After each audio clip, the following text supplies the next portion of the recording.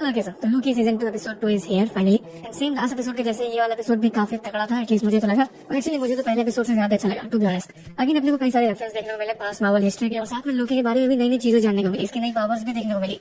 Overall अगर बात करें तो एकदम परफेक्ट एपिसोड था। बट टाइम वेस्ट करने का कोई मतलब नहीं, तो सीधे चलते हैं इसी वीडियो में। अपन बात करेंगे इस एपिसोड 2 के बारे में एकदम डिटेल में, सारी चीजों के बारे में। और उससे पहले आपको पता है क्या करना है, सब्सक्राइब वगैरह कर देना, महान कृपा होगी आपकी।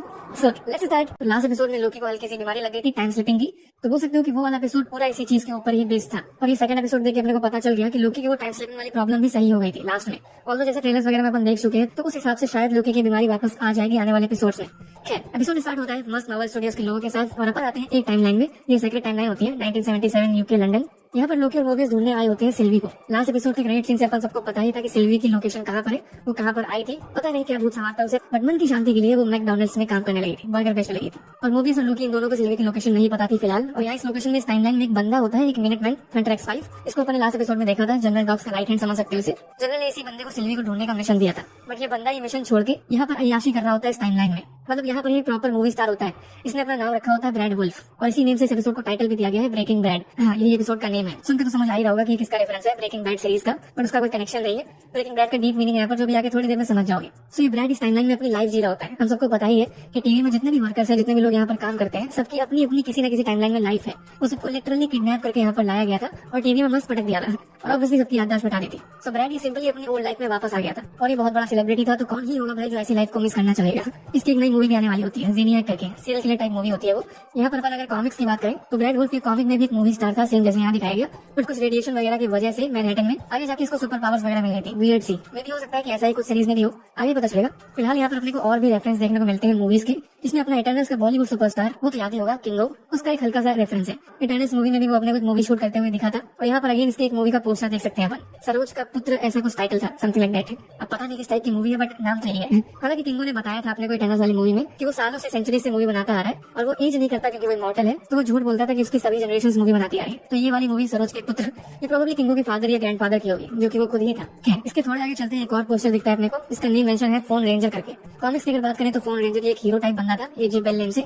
एलियन टेक की वजह से इसके पास भी कुछ वियर्ड सी पावर्स आ गई थी। काफी इंटरेस्टिंग कैरेक्टर तो है, बट बहुत ही कम बार अपीयर हुआ है कॉमिक्स में। अभी वापस आते हैं अपन अपने प्यारे दुलारी मोबियस एंड लोकी पे, इनकी भाई बहन वाली जोड़ी एकदम। तो ये दोनों ब्रैड को ढूंढ लेते हैं, और यहाँ पर फर्स्ट टाइम अपने को थोड़ा सा एक्शन देखने को मिलता है, क्योंकि ब्रैड इन दोनों को देख के भागता है, तो वो दोनों इसका पीछा करते हैं। यहाँ पर अपने को क्लासिक लोकी की कुछ पावर्स देखने को मिलती है, जैसे ग्रीन मैजिकल ब्लास्ट, बहुत सारे इल्यूजन्स, लाइक बहुत सारे। और इल्यूजन्स भी इतने अच्छे थे कि मोबियस खुद नहीं समझ पाता है कि असली लोकी कौन सा और फेक लोकी कौन सा। और साथ में यहाँ पर एक न्यू पावर भी देखने को मिलती है, शैडो से जुड़ी हुई। अपनी शैडोज का यूज करके लोकी ब्रैड को कैप्चर कर लेता है, उसको कंट्रोल कर रहा होता है। ये सीन देख के एकदम प्रॉपर विलन वाली लोकी की याद आ जाती है, और इसकी आइकॉनिक वॉक तो आया है कतई जहर। खैर, दोनों फाइनली ब्रैड को कैप्चर कर लेते हैं, और फिर यहाँ से इसको उठा के ले आया जाता है टीवी में, बट ऐसा बंदी बना के। और ब्रैड ने अपने टेम्पैड के साथ कुछ छिड़खानी करी थी, मॉडिफाई वगैरह किया था। टेम्पैड्स तो याद ही होंगे, हर एक टीवी एजेंट के पास उनका टेम्पैड होता है, स्मार्टफोन की तरह समझ लो, जिसका यूज करके वो मल्टीपल टाइमलाइंस के बीच में ट्रैवल करते हैं। पर ब्रैड वाली टेम्पैड के साथ कुछ गड़बड़ तो होती है। इस वाले एपिसोड में तो एक्जैक्टली अपने को नहीं बताया गया कि मॉडिफाइड वाला टेम्पैड क्या करता है। ब्रैड का कहना था कि ये ट्रैकिंग करने से बचाता है बस, लेकिन यहाँ पर ये क्लियर कर दिया गया कि ये झूठ है। यहाँ तक कि इस चीज के लिए ओबी से भी ये लोग हेल्प मांगने गए थे, बट वो ठहरा बिजी बंदा, सबसे ज्यादा बिजी बंदा। तो टाइम नहीं था, क्योंकि सच में वो बहुत बिजी चल रहा होता है, उसके पास टेम्परल लूम वाली प्रॉब्लम होती है, वो स्टिल ओवरलोड हो रहा होता है, तो भी उसमें बिजी था। तो कुल मिला के इस एपिसोड में ये मिस्ट्री सॉल्व नहीं हो पाती टेम्पैड वाली। We have to wait for the next episode. Now यहाँ पर वो पॉइंट आता है जिस चीज पे नेम रखा गया इस एपिसोड का, ब्रेकिंग ब्रैड। ब्रैड को सीक्रेट्स पता होते हैं, स्पेशली ये पता होता है कि सिल्वी की लोकेशन कहाँ पर है, बस वो बता नहीं रहा होता। तो मोबियस और लोकी का फर्स्ट मिशन यही होता है कि कुछ भी करके ब्रैड को तोड़ो, उससे इन्फॉर्मेशन निकलवाओ, इसीलिए ब्रेकिंग ब्रैड है। तो ये सबके सब उसके पास जाते हैं, और सच बताऊं तो ये वाली इंटरोगेशन काफी तगड़ी थी। भले ही सिर्फ बातें हुई हो, बट काफी ज्यादा सीरियसनेस थी यहाँ पर। ब्रैड लोकी को फुल भड़का देता है, इमोशनली भड़का रहा होता है। ये डायलॉग में मारता है अच्छा सा कि लोकी तुम एक विलन हो, तो विलन की तरह ही रहो, हीरो बनने का ट्राई मत करो। सीन ये होता है कि ब्रैड ने फाइल पढ़ रखी होती है लोकी की, तो उसको सब पता होता है कि लोकी कितना हरामी पीस है, कितना चंटा है। भले ही दिल का जितना अच्छा बंदा हो लोकी, हम सबको पता है कि पास में उसने कितने सारे कांड किए हैं। ब्रैड यहाँ तक लोकी की मॉम वाली बात भी बोलता है। थॉर द डार्क वर्ल्ड वाली मूवी से याद होगा, तो लोकी की सेल्फिशनेस की वजह से इसकी मॉम की मौत हो गई थी। मतलब फ्रीगा, इसकी मौत के पीछे लोकी का भी हाथ था। तो ब्रैड इसी चीज का हिंट देता है। हालांकि ये चीज तो पता ही होगी कि ये वाला लोकी अपने मेन टाइमलाइन वाला लोकी नहीं है, वो तो थेनोस के हाथों मार दिया गया। ये वो वाला लोकी है जिसने सिर्फ अभी तक एवेंजर्स मूवी वाला कांड किया था, जहाँ पर ये विलन था, और इसके तुरंत बाद ये टीवी में ले आया गया। तो इस वाले लोकी ने कोई कांड वगैरह नहीं किया फिलहाल। इसका दूसरे टाइप का कैरेक्टर डेवलपमेंट हुआ है, वो पुराने वाले लोकी जैसे नहीं हुआ। इसको अपना प्यार भी मिल चुका होता है यहाँ पर, जो कि खुद ही होता है। एक काइंड ऑफ ऑब्सेस हो चुका होता है सिल्वी से। मुझे लाइन है ना, किसी और से मुझको जरूरत है, मैं तो खुद से प्यार देता हूँ। तो ये लोकी के लिए यही लिखी गई थी। ब्रैड भी लोकी से यही चीज बोलता है कि तुम बहुत ज्यादा ऑब्सेस्ड हो चुकी हो सिल्वी को लेके, और लोकी के पास अब दुनिया बचाने वाला मिशन भी होता है यहाँ पर, तो बोल सकते हो कि हाँ, ये एवेंजर्स वाला विलन नहीं है, ये अब हीरो बन चुका है, आखिर दुनिया को बचा रहा है मल्टीवर्स को। विलिस वाली इंटेरोगेशन में लोकी तो नहीं भड़कता ब्रैड की बातों से, बल्कि मोबियस भड़क जाता है जब ब्रैड मोबियस को वही सब बताने लगता है कि पूरा टीवी फेक है, हम सबके सब फेक है, यहाँ पर कुछ भी रियल नहीं है, किसी की कोई पहचान नहीं है, सबके सब बस किसी अननोन रीजन की वजह से काम कर रहे हैं। तो ये सब सुन के मोबियस ट्रिगर हो जाता है और इसीलिए एकदम खींच कर कंटाप मारता है ब्रैड को। वैसे लोकी मोबियस को यहाँ से लेके जाता है थोड़ा शांत करने के लिए, कुछ खाने पीने जाते हैं लोग। यहाँ पर मोबियस खुद एग्री भी करता है कि हाँ, ये आउट ऑफ कंट्रोल हो गया था, और इसीलिए लोकी इसको अपनी दास्तान बताता है कि इसको जब गुस्सा आया था तो इसने क्या किया था। ये वही चीज बताता है कि जब ये अपने भाई थॉर और फादर से गुस्सा था तो उस गुस्से की वजह से इसने पूरे न्यूयॉर्क में अटैक कर दिया था, वही एलियन इन्वेजन, सबको याद होगी। ये चीज आज से पहले कभी इसने खुद एग्री नहीं करी थी कि वो पूरा कांड इसके गुस्से की वजह से हुआ था। और ये उस इवेंट के बारे में भी बताता है कि इसने टोनी स्टार्क को बिल्डिंग से नीचे फेंका था क्योंकि माइंड स्टोन टोनी पे वर्क नहीं कर रहा था, तो वो भी गुस्से की वजह से ही फेंका था इसने। इसको काफी तगड़े वाले एंगर इश्यूज है। और ये चीज एक्चुअली एक मिस्ट्री थी आज से पहले तक कि क्या लोकी को माइंड स्टोन के बारे में पता था या नहीं। आई मीन इसके पास जो सेप्टर था इसके छड़ी, उसमें माइंड स्टोन ही था। ये चीज पहले क्लियर नहीं थी कि लोकी को ये बात पता है कि नहीं, बट अब जाके पता चल गई। लोकी खुद अपने आप से एग्री करता है कि हाँ, इसे ये चीज पता थी, और ये चीज के लिए भी एग्री करता है कि इसने इन्फिनिटी स्टोन्स का प्रॉपर यूज नहीं किया था। याद होगा तो लोकी के पास 2 इन्फिनिटी स्टोन्स थे, mind stone and space stone, पर उनको यूज करना इसे नहीं आता था उस मोमेंट पे। पर फिर थैनोस आ गया और बाकी सबको तो पता ही उसने क्या किया। फिर वेल यहाँ पर मोबियस इसकी बात समझता है कि रेज गुस्से की वजह से ऐसी गलतियां हो जाती है, और लोकी मोबियस से एक सवाल पूछता है काफी कायदे वाला कि मोबियस आखिर क्यों अपनी रियल ओल्ड वाली लाइफ के बारे में नहीं जानना चाहता। तो मोबियस इसका एकदम सटीक आंसर देता है कि इसको डर लगता है कि अगर इसकी ओल्ड लाइफ या फिर बोले तो उसकी रियल लाइफ वो इस टीवी वाली लाइफ से ज्यादा अच्छी हुई तो क्या करेगा। अगर वो लाइफ बुरी हुई से ज्यादा तो फिर तो कोई बात ही नहीं है, बट अगर वो लाइफ एकदम परफेक्ट हुई तो फिर ये तो एकदम तगड़ा वाला इमोशनल डैमेज हो जाएगा। फिर मोबियस काम पे फोकस नहीं कर पाएगा, इसका दिमाग वहीं पर लगा रहेगा। तो इसी वजह से जानना ही नहीं चाहता कि इसकी लाइफ कैसी थी, इसकी रियल लाइफ कैसी थी। हो भी सकता है कि मोबियस इसका रियल नेम भी ना हो, और तो मेरे हिसाब से आज नहीं तो कल इसकी ओल्ड लाइफ के बारे में अपने को दिखाया जाएगा, जरूर दिखाया जाएगा, क्योंकि मोबियस भी एक इंपॉर्टेंट कैरेक्टर तो है लोकी की स्टोरी में। पर कोई ना, अब लोकी और मोबियस ये पहला राउंड तो हार चुके होते हैं, ब्रैड से भड़क गए थे दोनों के दोनों, तो इसलिए जाते हैं सेकंड राउंड के लिए ब्रेकिंग ब्रैड करने के लिए। और इस बार प्रॉपर प्लानिंग करके जाते हैं। मोबियस बाहर रुक जाता है, बाहर फंसने की एक्टिंग करता है, और अंदर अकेला होता है लोकी, और एक मशीन का यूज करके ब्रैड को लिटरली टॉर्चर करना स्टार्ट करता है। मोबियस बाहर था ताकि ये पूरा सीन रियल लगे ब्रैड की नजरों में, और वो लोकी से डर के सबको सच बता दे। ये प्लानिंग थी इनकी, और ऐसा एक्जैक्टली होता भी है। लोकी के खौफ की वजह से, इसके विलेनिश वाले कैरेक्टर की वजह से वो ब्रैड सिल्वी की एग्जैक्ट लोकेशन बता देता है। इवन वो खुद इन दोनों को लेके जाता है मिशन सक्सेसफुल।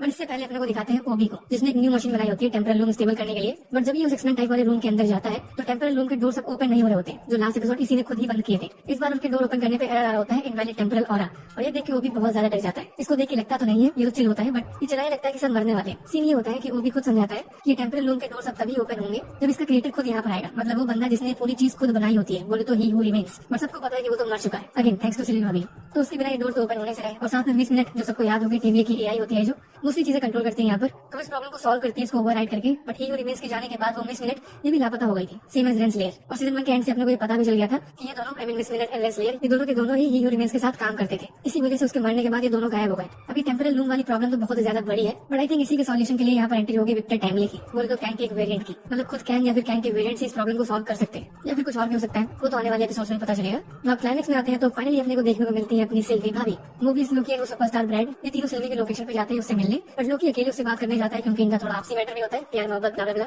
मोबियस और ब्रैड बैठ के दूर से देख रहे होते हैं, अपना मस्त खा पी रहे होते हैं, और ये दुनिया पर बतिया रहे होते हैं। सबसे पहले तो सिल्वी नाराज होती है लोकी से, क्योंकि सीजन 1 फिनाले से अपन सब देख चुके हैं कि लोकी ने सिल्वी का साथ नहीं दिया था। आई मीन दोनों ने आपस में प्रॉमिस किया था कि साथ में सब कुछ हैंडल करेंगे, सब कुछ एंड करेंगे, बट एंडिंग में जब ही हू रिमेन्स को जान से मारने का सवाल आया था तो लोकी सिल्वी के अगेंस्ट खड़ा हो गया था। उसको उस मोमेंट में मल्टीवर्स की चिंता लग गई थी बजाय सिल्वी की। सिल्वी की हिस्ट्री तो याद ही होगी, ये अपनी पूरी लाइफ छोटे से ही टाइमलाइंस के बीच में घूमती रहती थी, बेसिकली अपनी जान बचाने के लिए इसको ऐसा करना पड़ता था। और इस एपिसोड में ये चीज बताई भी गई है कि सिल्वी ने अपनी लाइफ में, पूरी लाइफ टाइम में लगभग 400 से ज्यादा टीवीएस सोल्जर्स को जान से मार डाला है, उनकी जान ली है इसने अपनी जान बचाने के लिए। और इसी वजह से टीवीएस से और ये रिमेन से इन सबसे बहुत ज्यादा नफरत करती है स्टार्ट से ही। और जब लोकी ने इसकी सिचुएशन ना देख के टीवी का साथ दिया था तो इस वजह से लोकी से गुस्सा हो गई थी, होना भी चाहिए, बट ये ऐसी चीज है कि जिसमें किसी गलती नहीं है, ना लोकी की ना सिल्वी की। खैर इनके बीच में जो भी हिस्ट्री हुई हो, ये दोनों फिलहाल आमने सामने खड़े होते हैं दूसरे के, क्योंकि लोकी ने फ्यूचर में जाके देखा होता है कि वहाँ पर सिल्वी थी, कुछ तो कर रही थी। आई मीन सिल्वी भी इसी को ही ढूंढ रही थी, तो इसको पता था कि सिल्वी टीवी में आएगी और कुछ ना कुछ करेगी, बट ये प्रेजेंट वाली सिल्वी चीज के लिए एग्री नहीं कर रही होती, इस पर बिलीव नहीं कर रही होती। इसका कहना होता है कि टीवी से इसका कोई लेना देना नहीं है, इसको वही सब मन की शांति चाहिए, सुकून चाहिए और कुछ नहीं। बट इस साइड मोबियस जब ब्रैड से बात कर रहा होता है तो बातों बातों में उसको दाल में कुछ काला लगता है,